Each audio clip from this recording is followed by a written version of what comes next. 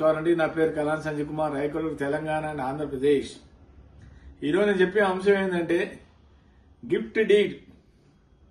ఇదివరకు ఆల్రెడీ చెప్పాను చాలాసార్లు, మళ్ళీ ఇంకోసారి ప్రజలు అడుగుతున్నారు, క్లయింట్స్ చాలా మంది గిఫ్ట్ డీడ్ గురించి సరిగా క్లారిటీగా చెప్పండి సార్ అంటే, గిఫ్ట్ డీడ్, గిఫ్ట్ అంటే బహుమానము, డీడ్ అంటే పత్రము.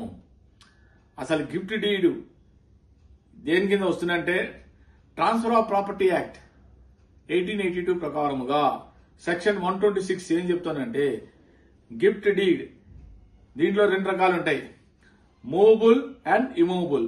మూవబుల్ అంటే ఏదైనా ఎగ్జాంపుల్ కారు గాని, ఏదైనా గోల్డ్ గాని, ఇన్ని ఐటమ్స్ అలాంటివన్నీ కూడా మూవబుల్ జరిగేవి.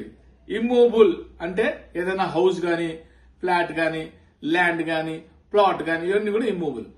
సో ట్రాన్స్ఫర్ ఆఫ్ యాక్ట్ కింద వస్తాయి 1882 ప్రకారంగా. Gift deed donor. డోనార్ అంటే ఎవరైతే బహుమానం ఇస్తారో, గిఫ్ట్ ఇస్తారో వాళ్ళనే డోనార్ అంటారు. ఎవరైతే గిఫ్ట్ స్వీకరిస్తారో వాళ్ళని డోనీ అంటారు. ఒకటే గుర్తుపెట్టుకోండి, ఎవరైతే డోనార్ ఉంటాడో ఫస్ట్ ఆ డాక్యుమెంట్, అన్ని డాక్యుమెంట్ రిలవెంట్ గా ఉండాలి, లీగల్ గా ఉండాలి. ఇల్లీగల్ గా ఉండకూడదు. అలాంటి ఉంటే ప్రాబ్లము. లా ప్రకారంగా, చట్ట ప్రకారంగా ఎవరికైనా బహుమానం ఇవ్వాలంటే ఫస్ట్ నీ దగ్గర ఉన్న డాక్యుమెంట్స్ అన్ని లీగల్ గా ఉండాలి. నెంబర్ 1.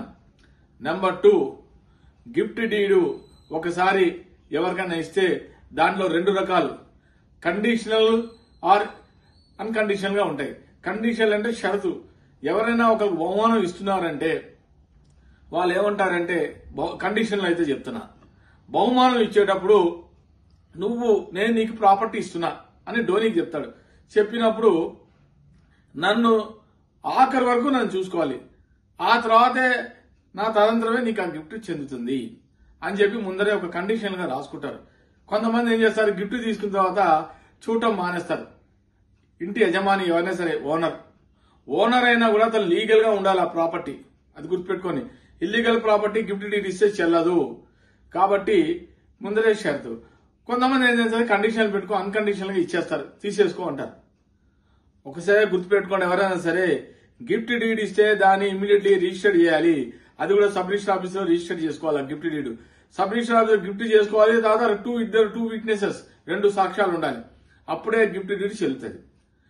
కొంతమంది ఏం చేస్తారంటే గిఫ్ట్ డీడ్ మళ్ళీ తను సరిగ్గా నన్ను చూడట్లేదు, నా ఆఖరి వరకు చూడట్లేదు అని చెప్పి అన్నప్పుడు అది కండిషన్ అయితే గిఫ్ట్ డీడ్ రివోక్ చేసుకోవచ్చు, మళ్ళీ వాపస్ తీసుకోవచ్చు.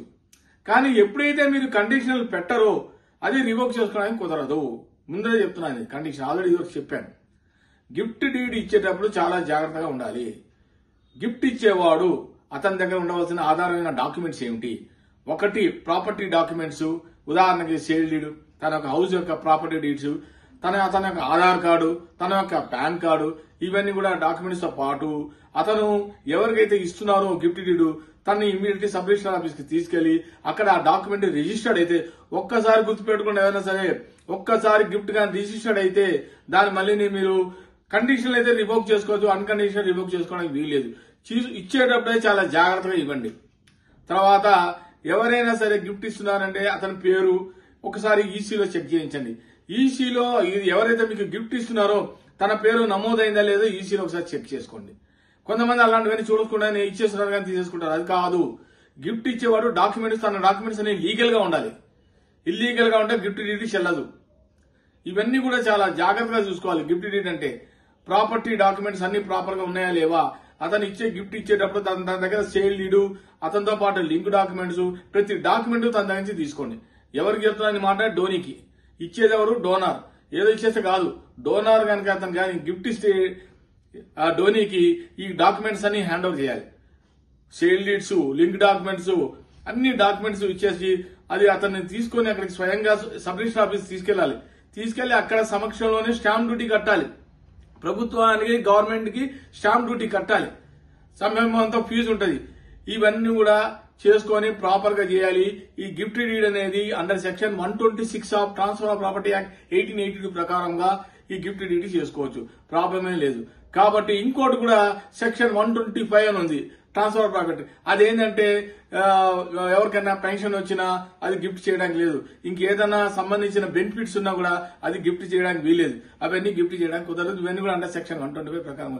సో ఎవరైనా సరే గిఫ్ట్ ఇచ్చేటప్పుడు 2 రకాలు ఉంటాయి, డోనీ, డోనార్, తర్వాత 2 రకాలు చెప్పాను, మూవబుల్, ఇమ్మూవబుల్ ప్రాపర్టీస్. ఇవన్నీ కూడా సెక్షన్ 126 ప్రకారం ట్రాన్స్ఫర్ ఆఫ్ నెగిటివ్ ప్రకారం ఎవరైనా చేసుకుంటే తప్పులేదు, కానీ డాక్యుమెంట్ ప్రకారం ఉండాలని కోరుకుంటాను. నమస్కారం. నా వీడియో కనుక నచ్చితే కనుక లైక్ చేయండి, షేర్ చేయండి, సబ్స్క్రైబ్ చేయండి. Like, share, subscribe.